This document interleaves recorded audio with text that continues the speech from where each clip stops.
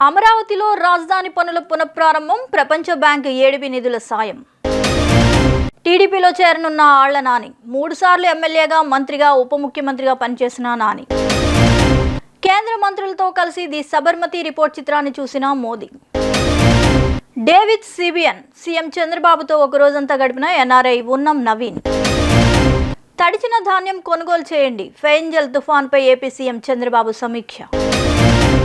లగచర్ల కలెక్టర్పై దాడి, ఘటనలో నిందితుడు సురేష్కు పోలీస్ కస్టడీ.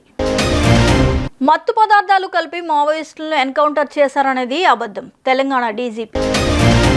ఉద్యోగుల శిక్షణకు స్వదేశీ ఫ్రేమ్వర్క్, స్వతంత్ర భారతదేశంలో తొలిసారిగా.